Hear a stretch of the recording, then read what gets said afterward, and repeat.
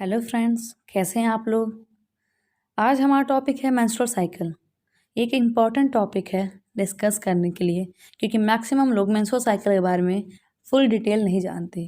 कितना important role play करता है, कितना इम्पॉर्टेंट रोल प्ले करता है हमारे लाइफ में, इसे जानना बहुत ज़रूरी है। सो स्टार्ट करते हैं मेंस्ट्रुअल साइकिल के बारे में कि मेंस्ट्रुअल साइकिल होता क्या है। Menstrual cycle regular natural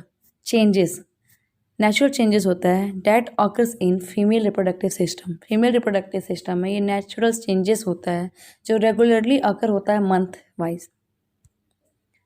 cycle is required for production of oocytes। ये साइकिल रिक्वायर्ड है for the production of oocytes and form the preparation of the uterus को प्रिपेयर करता है for pregnancy. The menstrual cycle occurs due to the rise and fall of oestrogen एक hormones है, उसके fall और rise की वजह से मेंस्ट्रुअल साइकिल अकर्स होता है। और ये साइकिल बहुत ही इंपॉर्टेंट है क्योंकि ये प्रोड्यूस करता है oocytes जिससे प्रेगनेंसी हैपेंस होती है या प्रेगनेंसी होती है। मेंस्ट्रुअल साइकिल स्टार्ट होती है एज ऑफ प्यूबर्टी, जिसे हम मेनार्की कहते हैं, और ये एज 13 ईयर्स भी हो सकती है और ईयरली ईयर में 8 ईयर्स पे भी हो सकती है। साइकिल 28 to 29 डेज की होती है। ये नॉर्मली बढ़ भी सकती है, घट भी सकती है, वो डिपेंड करता है हमारे सोच पे, हमारे मेंटली पे कि हम टेंशन ले रहे हैं, फ्रस्ट्रेशन ले रहे हैं। अगर हमें कोई टेंशन है तो ये साइकिल बढ़ भी सकती है, घट भी सकती है।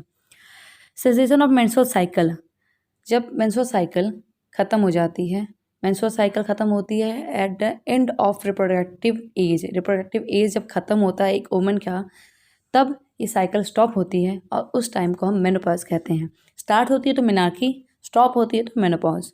Phases of menstrual cycle, 4 phase हैं: menstrual phase, follicular phase, ovulation phase and luteal phase. So पहला है menstrual phase. Menstrual phase first stage of menstrual cycle है। ये फेज स्टार्ट होता है जब प्रीवियस साइकिल का एग फर्टिलाइज नहीं होता है, प्रेगनेंसी टेक प्लेस नहीं होती है, तो लेवल जो हार्मोन्स का लेवल होता है एस्ट्रोजन प्रोजेस्टेरॉन वो ड्रॉप हो जाता है तब। और जो थिकन लाइनिंग ऑफ यूट्रस होता है which would support a pregnancy is no longer needed.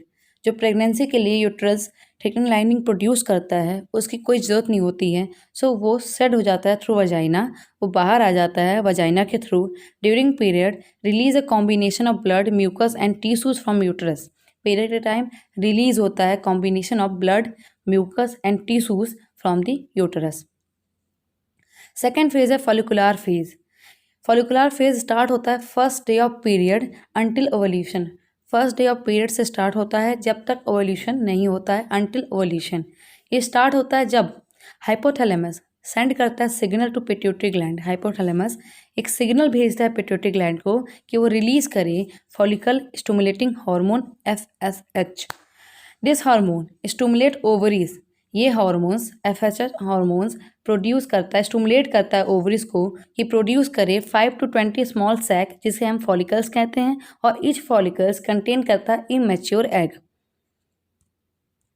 So friends, follicular phase start होता है first day of period until ovulation, और ये सेंड करता है, एक सिग्नल सेंड करता है हाइपोथैलेमस को कि रिलीज करे फॉलिकल स्टिमुलेटिंग हार्मोन, और फॉलिकल स्टिमुलेटिंग हार्मोन स्टिमुलेट करता है ओवरी को कि वो प्रोड्यूस करे 5 to 20 स्मॉल सैक, जिसको फॉलिकल्स कहते हैं, और वो फॉलिकल्स कंटेन करता है इमेच्योर एग। सो फ्रेंड्स, आप इस डायग्राम में देख रहे होंगे कि एक रेफरेंस फॉलिकल है, फॉलिकल जो प्रोड्यूस कर रहा है इमेच्योर एग, और 14 डेज पे फ्रेंड्स, 14 डेज पे जिसको हम ओवल्यूशन फेज कहते हैं, वो ओवल्यूशन फर्टिलाइज होता है, ओवल्यूट करता है, उसको हम ओवल्यूशन फेज कहते हैं। और उस टाइम पे LH एंड FHN अपने पीक लेवल पे होता है, ओके, और उसको हम फर्टाइल पीरियड भी कहते हैं। सो आगे हम ओवल्यूशन फेज के बारे में पढ़ रहेंगे अभी। Ovulation phase, rising oestrogen level during the follicular phase trigger pituitary gland to release luteinising hormones. Oestrogen level बढ़ने की वजह से फॉलिकुलर फेज ट्रिगर करता है पिट्यूटरी ग्लैंड को कि वो रिलीज करे ल्यूटिनाइजिंग हार्मोन। इस फेज में एग रिलीज करता है ovary into the fallopian tube. Egg release हो रहा है ओवरी से into the fallopian tube. The ovulation phase is the only time during menstrual cycle when a woman can get pregnant. Menstrual cycle में ovulation phase ही ऐसा होता है जब कोई वुमेन प्रेग्नेंट हो सकती है, तो ये बहुत इंपॉर्टेंट फेज़ होता है प्रेगनेंसी के लिए। अगर ये अच्छे से समझ जाए कि एक वुमेन का ओव्यूलेशन पीरियड कब है, तो वो प्रेगनेंसी या अनवांटेड प्रेगनेंसी को रोक भी सकती है और प्रेग्नेंट हो भी सकती है। So ovulation happens at around day 14 if a women have 28 day cycle. अब ये दिमाग में क्वेश्चन आता है कि हम ये कैसे जानेंगे कि कौन सा ओव्यूलेशन डे है।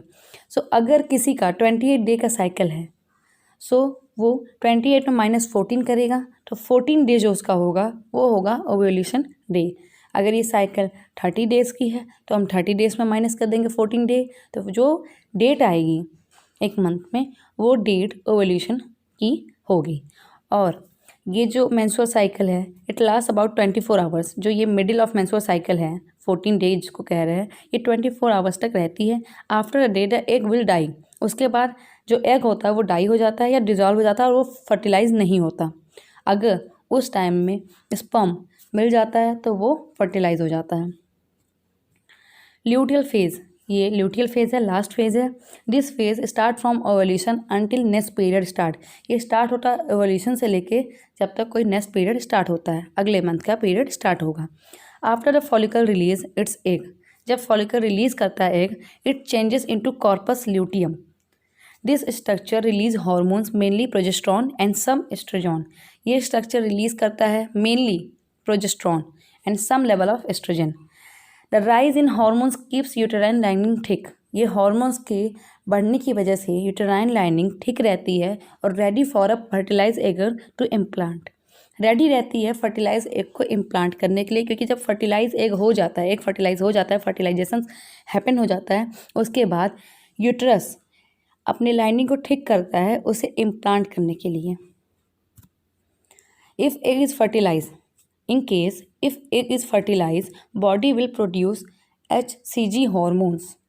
HCG हॉर्मोन्स एक टेस्ट होते हैं, टेस्ट डिटेक्ट करने के लिए रिस्पॉन्सिबल होता है HCG hormones. It helps maintain the corpus luteum and keeps the uterine lining ठीक। ये हेल्प करता है कॉर्पस ल्यूटियम को और यूटेराइन लाइनिंग को ठीक रखने के लिए। अगर फर्टिलाइजेशन अकर्स नहीं हुआ तो कॉर्पस ल्यूटियम फिर टूटना शुरू हो जाता है within 9 to 11 days after ovulation. Then it leads to decrease oestrogen progesterone level, जो 14 डे पे हाई लेवल पे था, देन धीरे धीरे धीरे वो डिक्रीज होने लगता है, जिसकी वजह से नेक्स्ट पीरियड अकर होता है। The uterine lining will set during next period. जो यूटेराइन लाइनिंग, जो कॉर्पस ल्यूटियम ये ब्रेक हुआ है, ये दूसरे पीरियड के थ्रू नेक्स्ट पीरियड में सेट हो जाता है। ओके फ्रेंड, तो ये है मेंस्ट्रुअल साइकिल के फेजेस। अब कॉमन सिम्टम्स क्या होता है ड्यूरिंग मेंस्ट्रुएशन। मेंस्ट्रुअल साइकिल में टाइम वुमेन को, लड़कियों को जो सिम्टम्स फेस करने होते हैं वो है bloating, breast swelling, pain, tenderness, mood changes, सबसे ज़्यादा mood swings, headache, weight gain, changes in sexual desire, food cravings, trouble sleeping. Common issues, हर वुमेंस की मेंस्ट्रुअल साइकिल डिफरेंट होती है। सब women get their period at same time each month. कुछ women जो होती हैं वो अपना पीरियड हर मंथ में सेम टाइम में आता है उनको, और अदर्स आर जो होते हैं वो इरेगुलर होते हैं। सम वुमेन ब्लीड मोर हैवली और for longer number of days. बहुत ज़्यादा ब्लीड होता है उनको बहुत ज़्यादा दिन के लिए देन अदर्स। सो ये कॉमन इशूज़ हैं। एंड एबनॉर्मल मेंस्ट्रुअल साइकिल भी होता है जिसकी वजह से सम डिजीज़ अकर होती हैं, तो वो आगे हम देखेंगे। So thank you friend. अगर आपको मेरी क्लास अच्छी लगी हो तो इस क्लास को लाइक करें, सब मेरे चैनल को सब्सक्राइब करें। Thank you very much.